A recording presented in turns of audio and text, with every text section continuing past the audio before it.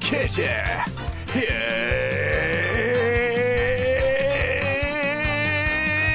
Here's Kitty. Hiya. Oh, how are we doing? Are we all right? You know, when I hear that music, it's like a cue to my soul, and it kind of ignites my soul and just gets me right in the mood and where I need to be. Hiya, treasures. How are you doing? It's me. It's Kitty Cassis. Cassis like the dark, sweet, viscous, slightly sickly liqueur, which, as we know, is only tolerable in very small doses. Hiya. How are we doing? Are you drinking? You better be drinking. I don't care what time it is, wherever you are, whatever time-space consortium that you find yourself on. The sun is over the yard arm somewhere, so get yourself lubricated, get yourself hydrated. All right, welcome to another dollop of Calling Kitty, the audio podcast with a visual element. As always, treasures, do check out my YouTube link in the show notes. We've got a little community building over there now. And you should come on in because the water is lovely and warm and welcoming. Okay, now occasionally someone has a wee in the water. All right, it's a bit like you're in a hot tub. That's what my YouTube community is like. It's like a pop-up hot tub. You know, one of those quite cheap ones you get from the middle aisle at Lidl. Now, sometimes, like I say, somebody does have a wee in there. And this week, at FR Leaks 6482 has actually pulled their pants to the side and done a big steaming turd in the water. But we fished that out and we dealt with them swiftly. And that's what a true mark of a community is. Because sometimes you get occasionally strays, waifs and strays, don't you, coming into the water thinking, oh, I'll just drop a big bomb in this comment section. Well, don't do that, treasure. I mean, do it by all means, have a go. But we've got people in there, and I'm actually giving FR Leak 6482 a frontal lobotomy next Saturday at 4 p.m. So that will deal with them swiftly, and, hopefully we'll also give them a hug, because usually people who comment stuff, in comment sections, have just not been hugged enough as children, and we all know that, don't we? We do all know that in our hearts of hearts. So Calling Kitty, what is it? If you've just dropped in for the first time, don't worry. It's not like, it's a bit like Coronation Street. You can just drop in at any episode and you know that Rita's still going to be in the cabin. And Bet's going to still be behind the bar. You don't really need to have watched every single episode or listened to every episode. You just drop in for a chat. All right. But Calling Kitty is for the man, woman, or non-binary person who takes one look at a recipe and wonders, how can I substitute what is needed for what I actually have on my shelf? Do you know what I mean, treasures? I mean, I don't know about you, but if you are someone who is constantly Googling, can I use an old iceberg lettuce instead of fennel? Or is it possible to grill frozen veal?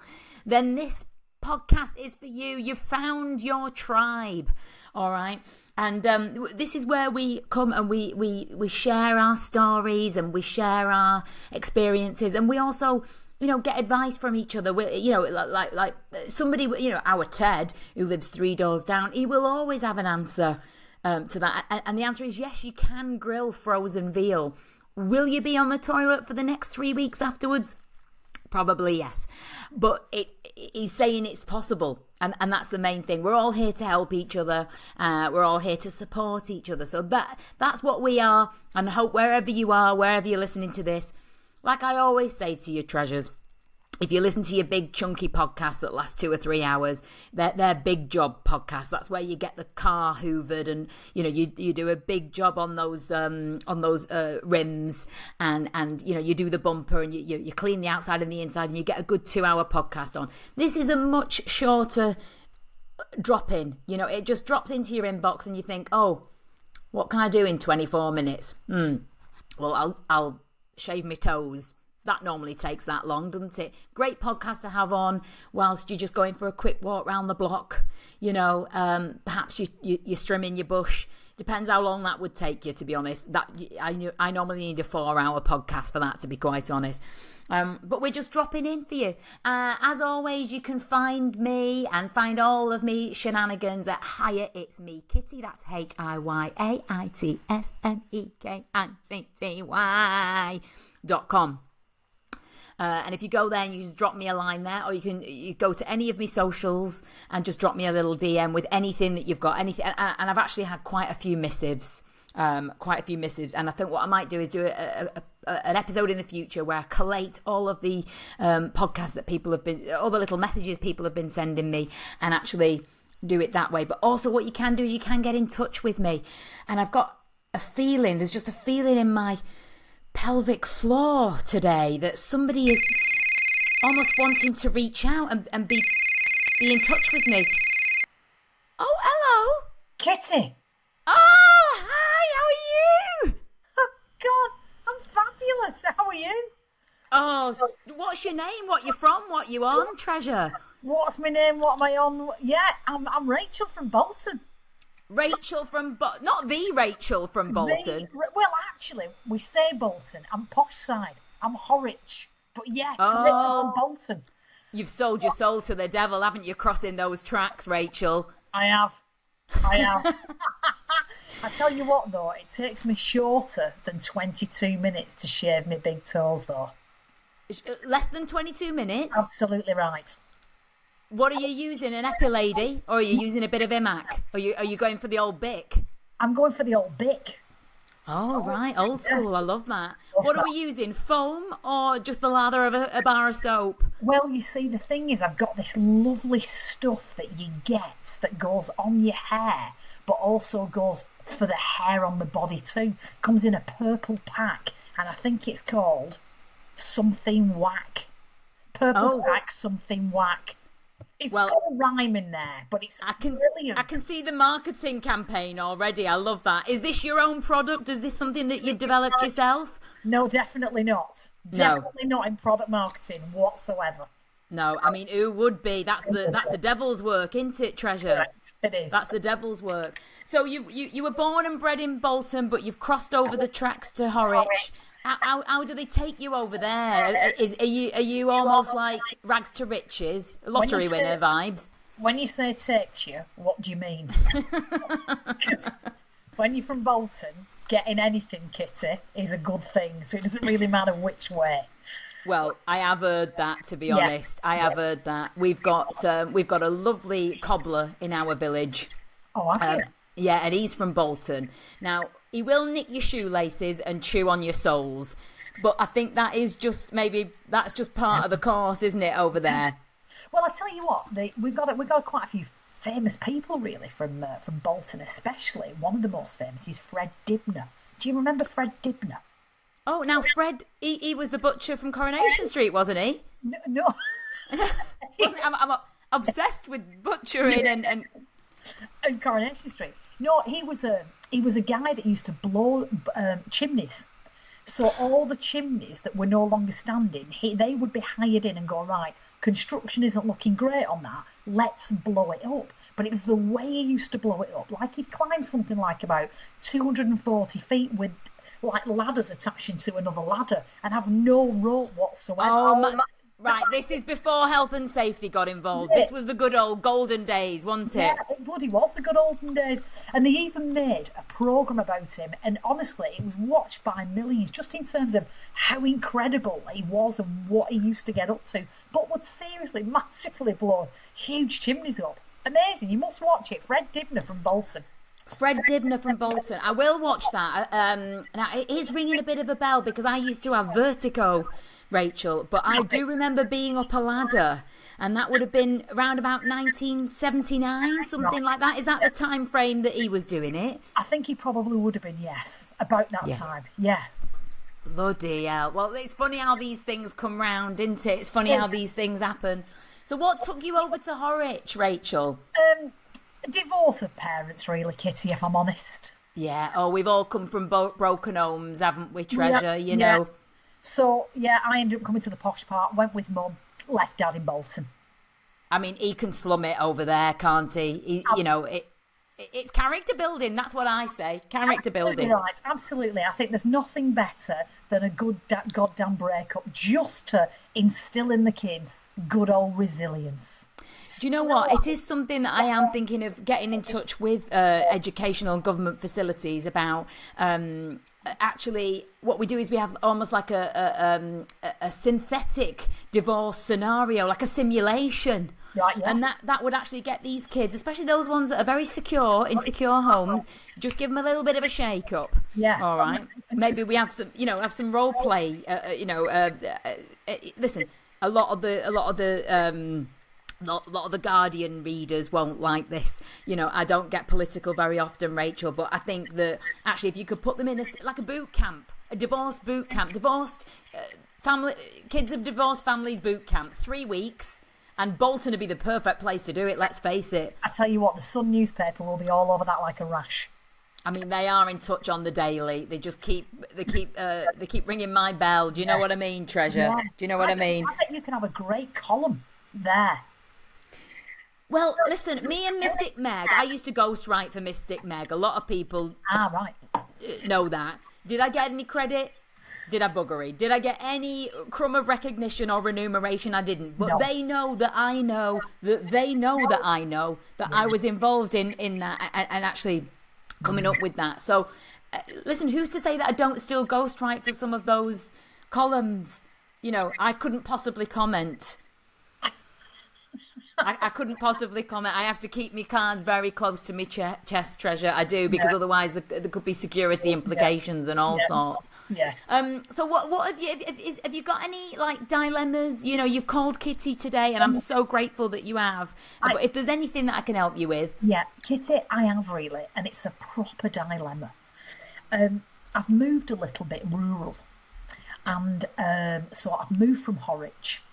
And I've got this lovely garden, and I'm starting to see massive molehills come up everywhere. oh, It's not attractive. So I spoke to somebody, and there's a gentleman in the local village called Ted the Mole Catcher. I know his work. Brilliant guy. I do believe he travels. So Ted the Mole Catcher has been. And he's placed these what only can be described as what looks like a cage into the ground everywhere. So he's done what he needs to do, and it's made an absolute mess of my garden. So I've not seen any more molehills. So whatever he's doing, he's working. But he's not really talked about the process of killing the moles. Anyway, he said to me last week, right, come and have a look. And his hand goes, not even a pair of gloves on, straight into the hole, pulls out this cage with a mole like this. Oh. And I said, how does the mole die? And he said, well, the mole crawls into it. It then expands its body, lifts its head, and pushes it backside out. And I said, how long does it take for the mole to die? And he said, about 2 days. Sweet Jesus, you've got this on your conscience. I can see it in your aura. I can see it even on this video call. This is something that's weighing heavily on you, isn't it now, Treasure? So Kitty, I mean, what do? Do I have random molehills everywhere, or just know what's going on underneath the surface? And moles are being stretched beyond belief. What? Yeah. Now, listen, your home, and by extension your garden, it should be your sanctuary. Yeah. All right?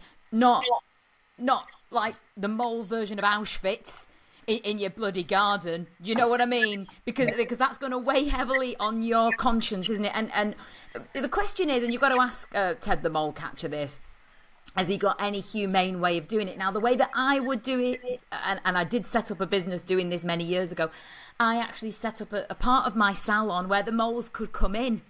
Oh. Yeah. So what we're doing is we're just distracting them from where they want to be, which is obviously it's in the soil, isn't it? That's where they want to be, down and dirty. It's always the quiet ones, isn't it? It's always the quiet, mousy ones that are sitting there. They're the ones that want to get bloody grimy and dirty in the earth and in the soil. But what you want to do is almost create that version, create that atmosphere somewhere else. Could you do that? Well, what did you do that got them into the salon? Well, we were giving away free cans of pilchards with each lash tint. and they love a bargain. This is what they don't talk about, moles. They love a bargain, all right? I'm not saying that they're tight, but their arses do squeak when they walk. If you listen out, if you listen out, you will hear that. And so really you've got to put on an offer that they cannot resist, you know. The penny pinching buggers, the moles, they really are. But they love a wax. And they love a good magazine. Do you know what I mean? If you've got any take a breaks or chats. I mean, I don't know if you're still reading Hello magazine. They love a Hello magazine. Oh, right, okay. I had no idea that you were this up on moles. This is what you'll find, Rachel. You see, this is what people can't get their heads around, and I'm very much a woman, a product of my environment and a woman of my time. We could turn our hands to anything. Do you know what I mean? Yeah. I'm not so much a jack of all trades, but a Mary of many. Yeah. Do you know what I mean? So that's, you know, and it does so happen that whatever someone brings up in conversation, I've had some experience of it. Now, I know that there are those people that you meet down in the pub and they've always got a bloody story to outdo yours.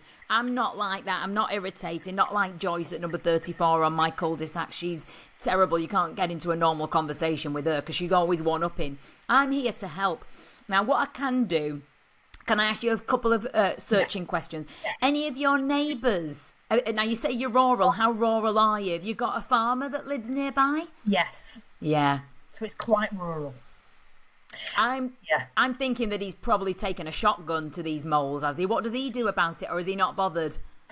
Well, because it's really hard to find them, really, and they'll travel. Did you know you'll know this? 100 metres in a day. With how many lambs like that? 100 metres in a day. You can't find the buggers. And they're moving quick. They're quick. And what I did, I strapped our Keith's Fitbit to one of their legs. Right. And within a couple of hours, I'd achieved my target, as you can imagine. But the other thing that they don't talk about with these moles, they're big. They're big, aren't they? Have you seen one in the flesh? Yes. Yeah. Well, of course you have. You've seen a corpse. You want to see when it big cage? Stretched? Oh, bloody hell. Yes. That must be haunting you, is it, Rachel? Because I know that you are. I mean, you're an animal lover, aren't you? I am. I definitely am. Yes. But equally, you like a nice, aesthetically pleasing lawn. Who doesn't? Yes. The thing is, I mean, actually, if I could get my head round it, Kitty, I could probably make a bit of money. Because mole fur, you can get quite a bit for it. Yeah. So now you're going from you feel guilty about them being stretched to you actually want to skin them and make them into capes and coats. Is that what you think? Or maybe just a shave. The thing is, you could come and sweep up my salon floor and make a lovely blanket at the end of the day, with all of the different mouldings and different maltings. Listen, I can see that does play heavily on your mind, and I know we've got a lot of we have. You must have this conversation all the time in the rural parts about hunting and stuff like that, do you? Well, the thing is, I got chickens. Right. I went to the battery farm, thought I'd save 3 of them, brought them here. Next thing, within 3 months, 2 gone. Well, the foxes do like a drive-through. They'll just go like a KFC drive-through that chicken coop, isn't it? Order at one window, collect at the other. You're done. This is it. We need bricks and mortar around these animals, don't we? We do. Or like what you said, just encourage them in. Take a break. Give them some drink, bring them in for the day.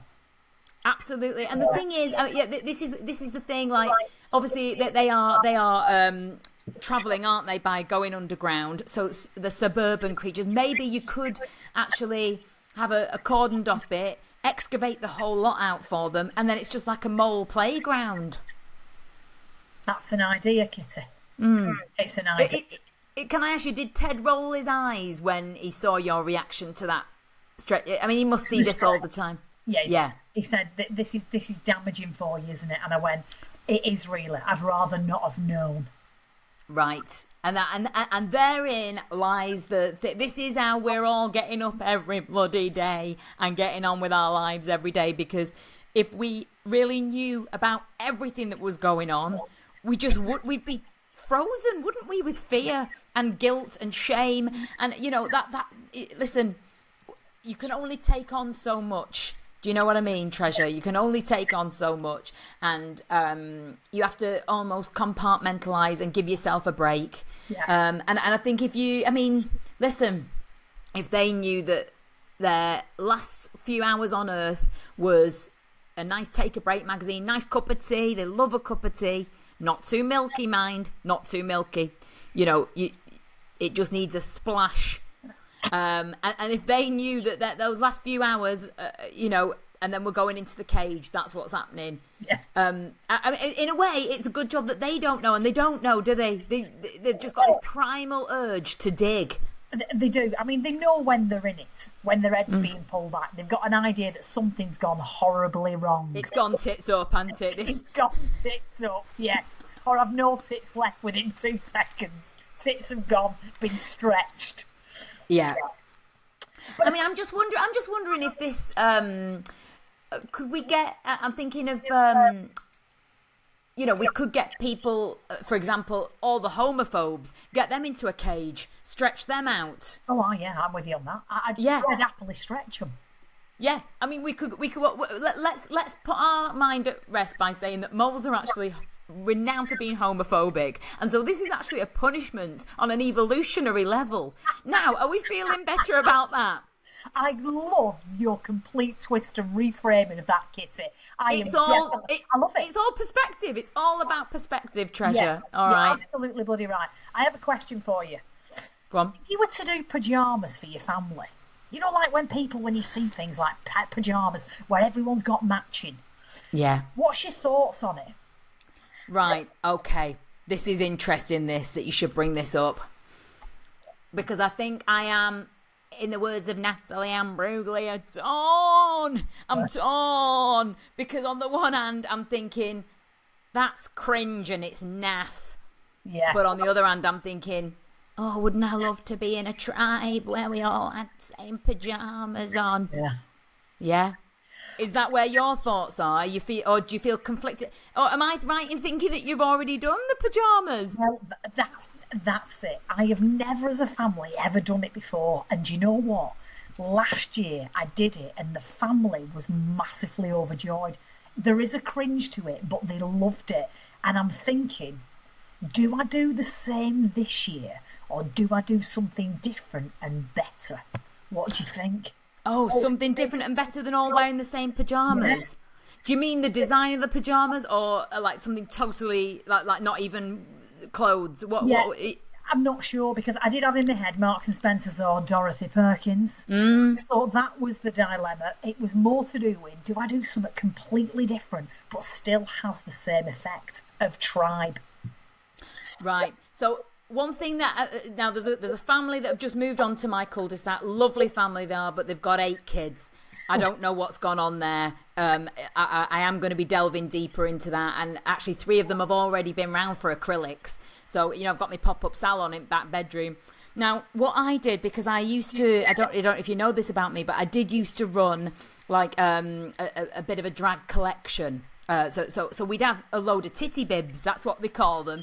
And I've got a load of those in our Dave shed, Rachel, and I can give you them to a very good price. All right, now that is a silicone bib that fits right now. I want you to imagine you all for your family photo, all with those on. What do your tits go into it? Well, it's a bib, and obviously it is made for those who biologically wouldn't have been born with any natural breasts, because obviously it's drag costume. So yeah. So obviously they would go on, but I mean they are almost Jessica Rabbit style, quite cartoonish. Right. So I'm thinking that would also be, I mean, my Aunt Edna, who comes round for Christmas lunch, she's very messy eater. She's not got her own teeth. So that actually acts as a bit of a, you know, like those kids get the silicone bib with the little collector fat funnel in the bottom. Like a Tommy Tiddler type thing. That's right. It catches it all. That's it. And that's what this works as well. So it's multifunctional. So, like, my dad wouldn't have to get up off the sofa to get like in seconds. It could just like be there. It's just all there. It's all dessert is collecting whilst you're eating starter and main, and I think that is that is genius in its own way, and but would also act as a nice kind of continuity thing, a bit like all wearing the same pajamas. You'd all have your 36 double G's on. I like that, and you can actually brand them up, couldn't you, with everyone's name on the front? Absolutely, you could. Yeah, you could pierce the nipples. You could have tattoos. You could even. You could put a bit of mistletoe and holly on, festive them up. Yeah. I mean, the world's your oyster. They are a bit of a blank canvas, I'll be honest with you. Right. And just another thing as well, whilst we're onto that, is what do you think about vest in knickers? Vest in knickers? Vest in knickers. Tucked in? Yeah, I think it's a northern thing. Do you think it's a good thing to have your vest in your knickers? Absolutely. Yeah. Because... let's face it, if that vest is outside of those knickers, the insulation is just not optimum. And this is what a lot of Southerners don't understand. You're right, it's to do with those couple of degrees when you go through the Watford Gap, and all of a sudden they're flying about with vests outside of knickers. And so listen. Yeah. Sorry. Yeah. So no. I mean, listen. There'll be a lot of people here, especially in the southeast, who'll be thinking, with global warming coming, it could be that all bets are off. Then it could be that we're tank top and thong, which is one of my worst bloody nightmares. I'll tell you that. No question about that. Vest in knickers, gotta be, especially as we're coming into this season now, Treasure. Yeah. All right. Lovely. This has been enlightening, Rachel, and I think that a lot of my listeners will be sat there with a pen and paper, writing all this stuff down, and I think we'll get a lot of feedback on this issue. Is there anything that you like? I'm going to put all of your details in the show notes, because I know that obviously, I mean, you could make a living talking absolute crap. I'll tell you that now, because that's what you've done for the last 20 minutes, and it's been gold. But I know that you have a serious job out in the Muggle world, don't you?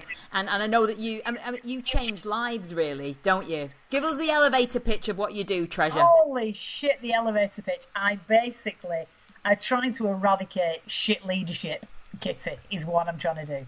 So I take leaders into the middle of the outdoors, put them in challenging situations, hold up the mirror on their behaviour, and get them to do better stuff when they're back at work, is what I do. Oh my God. Again, there'll be so many people listening to this, whether they're working in call centres, in retail, in marketing. We just spoke about marketing. There'll be so many people who they dread Sunday night coming because they know that it's followed by Monday morning. They've got to go and work for that absolute, excuse my French, a-hole of a boss. And that can ruin lives, can't it? So I feel like you're doing the Lord's work. Yes, you're absolutely right. You're not wrong. And I think a lot of the time we definitely see it in organisations where, because they were great at the job, the organisation thinks, let's make you a manager. So if we make you a manager, you're going to make everyone like you. And actually, notoriously, they end up putting down the thing that they loved and doing something that's really hard, which is leading and managing people, which is tough. It's a tough gig. It is a tough gig, but listen, if you're offered more money, the cost of living crisis, you're going to take that promotion to manage people, but actually you may be not the right person for the job. Spot on, that's correct. Do you know what I mean? And I manage a load of work experience girls. I've got them working in my salon at the moment. Oh my God, Rachel, I might need to come on one of your courses actually, because it's me communicating with the younger people. You know, they turn up here with the tactics.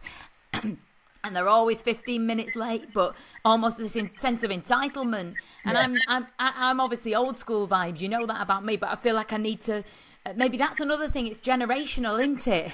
Generational differences. It's a real thing, just in terms of how the baby boomers kind of speak to our younger generation, our Gen Zs. Yeah. How do we do that? Because it's just a different way of communicating and understanding their mindset as opposed to our mindset. It's But as a manager myself, there is a part of me that's like, I don't have time to get on your bloody wavelength. Get in there and start washing Maureen's hair. Yeah. Do you know what I mean? Time is money, Treasure. And but obviously that's a short-term fix. But in the long term, it means that me staff are not going to be happy. And as a good leader and a good manager, I need to make sure everyone's happy. Yeah. How would you do that though, Kitty? Good question. I don't know. I mean, I really don't know. Listen, I've got... what I tend to do at break time, I say, listen, here's a load of kit. Get on that. Yeah. And that normally does sort it. And I'm not suggesting that everybody do that. That's probably not a good. Advice for everybody who's doing management. But what I tend to find, especially, I've got these 17-year-old girls, 6 of them. And I mean, listen, one of them waxed Sheila's. A no man's land. Let's face it. Oh God, we had to phone the ambulance. We had a labia emergency, and this work experience girl stood there like chewing gum like this, and just actually she was filming it for TikTok. Can you believe it? Now, listen, as a result of that, we did get a lot of followers, and that's got me some new business. Right. So I can't listen. You do have to get on their level. Yeah. And work out how you can use their skills to get it into your business. Isn't that right? Absolutely. Clearly, you've done that. I have. Yeah. I mean, listen.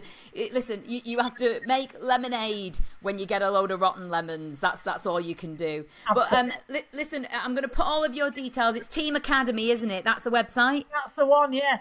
teamacademy.co.uk. And listen, I will be absolutely flabbergasted if any of my 34 listeners to this podcast do actually get in touch and get some business your way. But who knows? It is possible. If somebody is out there and they've got a terrible manager, there could be a diplomatic way to suggest your services, couldn't there? Yeah, there definitely could be. Probably not your way in terms of... Not my way. Absolutely not my way, but Rachel's way of getting the message across that perhaps her services could be used and could be required. It's been so lovely to chat to you, Treasure. Oh, isn't it nice just to have a chat sometimes? It is indeed. And thanks for giving me the different view in terms of mole catching, and actually they deserve it. That's what we're saying. They deserve it. Enjoy it. Yeah. Absolutely. Oh, I'll see you soon, Treasure. Take care. Ta-ra. See you later. Oh, that was lovely, wasn't it?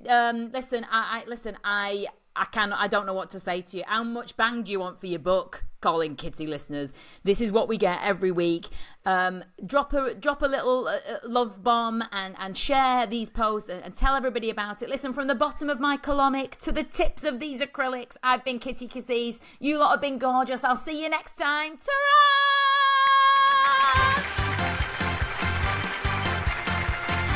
Like, follow, subscribe, sign your life savings over to Calling Kitty. Available on all the podcast platforms.